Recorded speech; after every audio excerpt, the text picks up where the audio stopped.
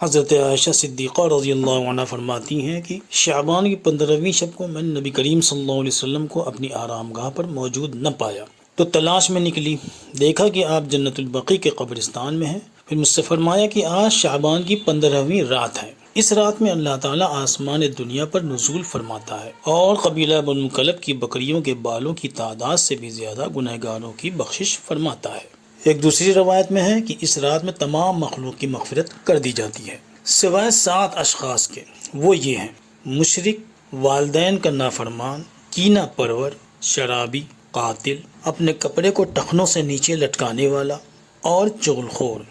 ان 7 افراد کی اس عظیم رات میں بھی مغفرت نہیں ہوتی جب تک کہ یہ اپنے جرائم سے توبہ نہ کر لیں۔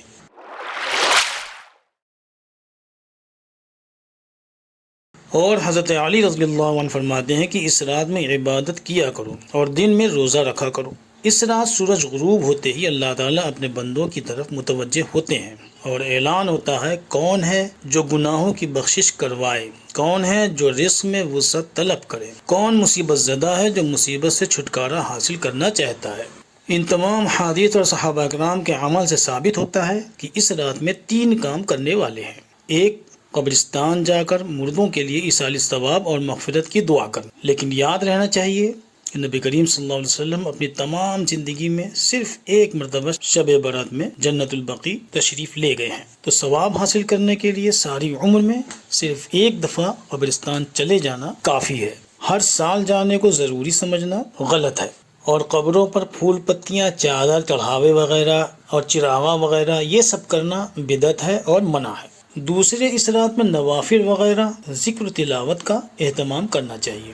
اس کا خیال رکھنا چاہیے کہ نفل ایک ایسی عبادت ہے جس میں تنہائی مطلوب ہے، یعنی یہ تنہائی کی عبادت ہے، اس کے ذریعے انسان اللہ تعالیٰ کا قرب حاصل کرتا ہے، لہذا نوافل وغیرہ تنہائی میں ہی پڑھنی چاہیے اور اپنے گھر میں رہ کر اس عبادت کی ادائیگی کو غنیمت سمجھنا چاہیے۔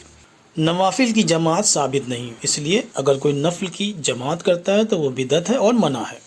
تیسرے، دن میں روزہ رکھنا بھی مستحب ہے۔ اس سلسلے میں حضرت علی رضی اللہ عنہ کی روایت بھی موجود ہے، اور جناب نبی کریم صلی اللہ علیہ وسلم ہر ماہ کے ایام 20 یعنی 13، 14، 15 کی تاریخ میں روزوں کا اہتمام فرماتے تھے، لہذا اس نیت سے روزہ رکھ لینا بھی مستحب ہے۔ البتہ اس روزے کو سنت سمجھ کے نہیں رکھنا چاہیے یا واجب سمجھ کر نہیں رکھنا چاہیے، بلکہ مستحب سمجھ کے رکھنا چاہیے، اور مناسب یہ ہے کہ ایام 20 کی نیت کر لے۔